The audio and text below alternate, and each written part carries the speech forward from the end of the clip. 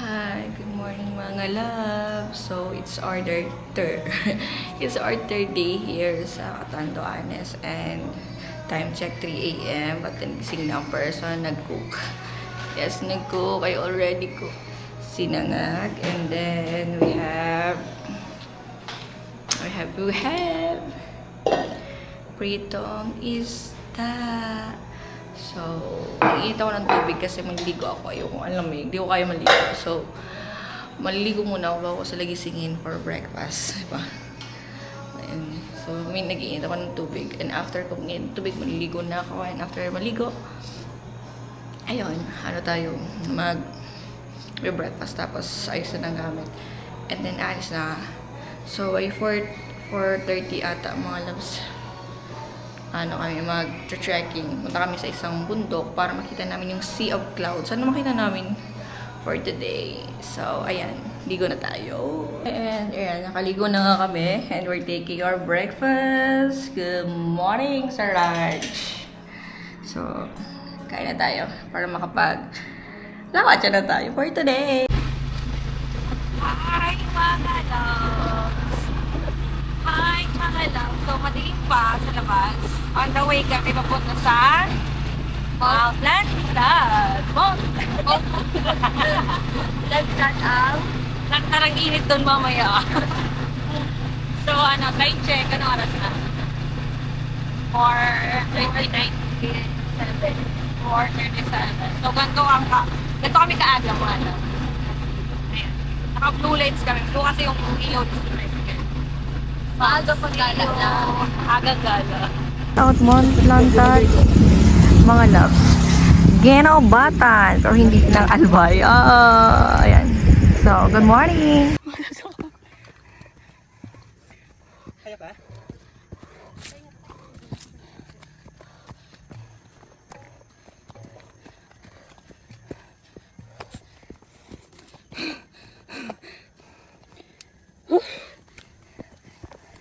Akala ko, madali lang.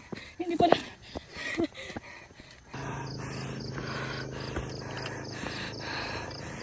Loves, ang layo pa.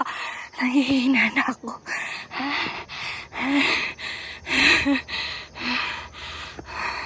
Tama ba itong desisyon na to? Pero kahit gaano kapagod, kapag nakita mo na yung ganitong view, wow, oh my God, nakakawala ng pagod. Grabe. Mount Lantad, here we come. So, actually mga loves, wala sa itinerary namin na pupuntahan namin itong bundok na ito. Actually, yung patrol, yung lighthouse sana, kaso sabi nila maganda dito. So, dito na lang kami pumunta. Malakas ng tibok ng puso ko! Akala ko siya lang magpapatibok, Mount Lapad. Lantad, be. Ay, Lantad pala. Mount Lapad? Lantad pala.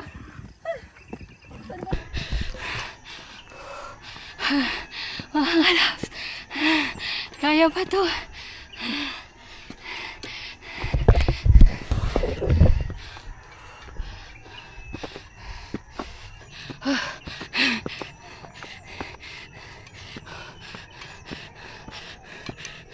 Rest. Mahinga tayo. Ang pagod. Akala ko basic. Hindi pala.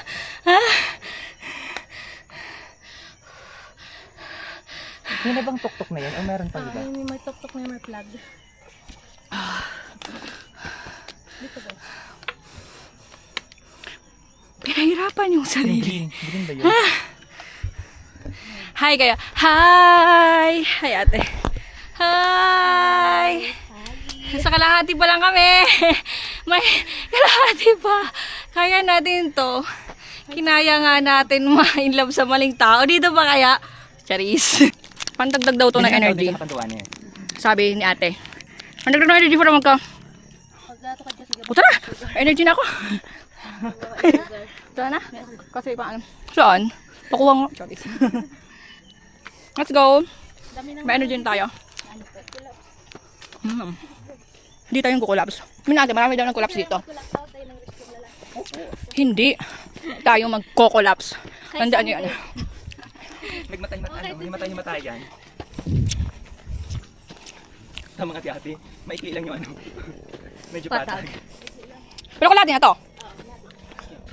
Hindi naman lang. Tapos pag ganyan, zigzag pa pala. Ano ba yan? Doon nakapunta na ako dati dyan.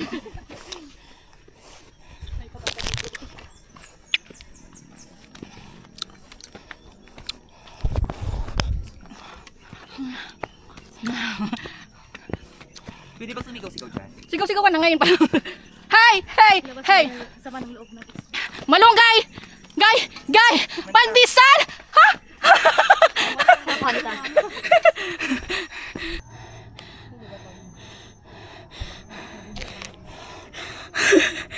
Pagod. Sino kasi tangal dyan na daan? Ito yung...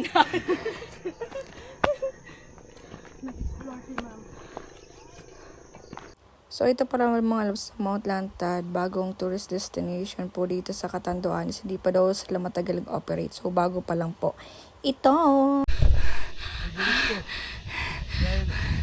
But look at the sunrise! Huh? Okay na lang kayo, maraming population dyan sa taas.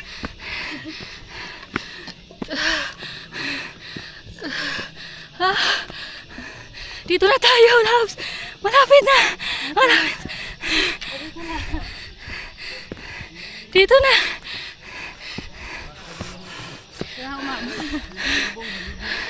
Ang dami na tao. Kaya mo, ma'am. Ah, Iluwas mo, ma'am. Iluwas. Pumuna tayo. Hindi pa ako makakapag-picture-picture at video mga loves kasi super pagod. Napagod na pa ako. Meron din dito Tingnan nyo. So, look at that mga loves. Dito tayo sa pinakatuktok. Maraming tao dito na kung saan mas nauna pa sila sa amin talaga kanina. Siguro mga 3 a.m. or 3:30 sila umakyat dito sa bundok. Kasi kami mga 4:30 na din ata siguro yun. So, by the way pala yung binayaran namin dito punta paakyat is 350 para sa aming tatlo. Kasama na dun yung sa tour guide. At napakabait talaga naman ni At. Hi mga loves! Nakapag-picture-picture na ako. Dito kami. And pwede na din kaming bumaba. Mainit na din eh. Pero maya-maya na. Pahinga muna mga 5 minutes. And by the way, uwi na kami mamaya. Balik na kami sa Albay, mga loves. Sorsogon. Sorsogon pala. So, ayan. Video-video muna kami na ala drone type. Ikot-ikot para may pakita sa inyo yung ganda ng Mount Lantad. Kung sakali na maligaw kayo dito sa Catanduanes, sasama nyo ito sa bucket list nyo. Hinahawakan na ako mga loves ni ate. At 2 beses na tayong natapilok dito. Buti na lang hindi masyadong masakit yung injury natin.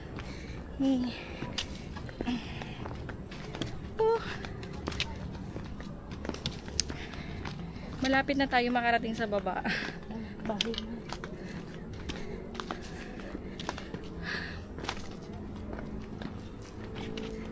Kaya to. So, hi mga love! So, nakarating na kami dito from Mount Lantad. O, from Mount Lantad. And nag-prepare na din kami ng mga gamit. Ayan. Aalis na kami dito. And thank you sa Mga ginamit lang. Thank you sa pagpapastay dito. Ayan. So, prepare na kami. Aalis na kami. Babalik na kami sa Albay! So, while on the way kami mga lo sa Puerto San Andres para sa sasakyan naming Roro pabalik sa Albay, idinaan muna kami ni Kuyang driver yung service namin for 3 days dito sa Kuyang Cave na ito. Sabi niya ito na lang yung gift daw niya sa amin. Charis, may pagip si Kuya. And then, at least kahit pauwi na kami, meron pa kaming pinasyalan dito. So, ito yun. Isang cave siya mga loves na kung saan medyo malayo din. Mga 100 meters din ata or more than 100 meters yung linakad namin sa loob. And then, wala siyang bayad. Ang ibabayad mo lang ay donation. Depende sa'yo kung ilan ang iaabot mo or i-donate mo. Kasi naman mga loves, may mga tao din na sumasama sa'yo papasok para flashlightan ka. So, ayun. So, tara, pasok na tayo sa cave. So, ito yung cave nila mga loves. Maraming paniki dyan, but then, hindi siya amoy mapanghe. Okay lang. Hindi din siya malamig, katulad ng sa Huypuyupan Cave. Sakto lang yung temperature sa loob. And then, halos patag naman yung daan. Mukhang hindi naman siya delikado. Ganon. So, quick chika lang mga love sa 3 days naming pasyal dito. So, dapat mag-rent ako ng motor good for 3 days na tag 1,500 per day. So, hindi ako nakapag-rent kasi, ayun, tricycle nga yung rent na lang namin kasi nga yung tatlo, wala namang license ay hindi na makakapag-drive. Ang mahal ng rent ng motor na may kasamang driver, pumapatak ng 1,750 per day. So, sinamahan ko na lang sila sa tricycle. So, yung total mga loves ng rent namin sa tricycle, day 1 is 2,500, day 2 is 4,500, and day 3 is 1,500. Kasama na nga pagsahatid namin sa San Andres. So, lahat ng ikot namin. So, nag-total siya na 8,500 yung rent namin kay kuya. Pero since 5 kami, so pumapatak siya ng 1,700 mga loves. So, okay na din kaysa nag-rent ako ng motor kasi yung motor is 1,500, diba, in 3 days. Ako pa magdadrive. Tapos gagasolina pa ako. So, medyo worth it na din yung 1,700 sa transpo namin for 3 days. Diba, loves? At least hindi na ako nag-drive and tamang Disney princess at upo-upo lang ako dun sa tricycle. So, ayun, quick chika lang naman sa mga gustong mag-travel. Ganun yung napag-desisyon na namin 5 na mag-tricycle na lang. And sana, yung iba na pupunta dito, makahanap din kayo ng driver na mabait na katulad kay Koyang na handang mag-antay-antay sa amin kung saan man kami pumunta. Maraming salamat sa iyo, Kuya Kier. Shout out sa iyo at dinala mo kami dito sa pa-cave na ito. Thank you so much. So, ayan, dire-diretso pa din po tayo kasi mahaba talaga itong cave. And worth it naman yung pagpunta namin dito. Ayan, hindi lang talaga worth it yung mga falls. So, sa mga pupunta pa this summer sa Catanduanes, huwag na kayo pumunta sa falls. Sayang lang yung time ninyo sa travel papunta sa falls kasi wala naman tubig. Wala naman masyadong tubig. Since summer nga, siguro nagdadry din yung mga river. So, much better na sa dagat na lang para mas worth it yung vacation at pasyal ninyo. So, syempre, yung pinaka-point ng pagpunta sa Catanduanes, yung Binurong Point. And then, yun, mga dagat-dagat na, and then the bundok. Hindi ko ngayon ina-advise yung falls kasi sayang talaga yung oras ng transpo papunta sa mga falls na yan. So, yun lang. Thank you. Home, sweet home.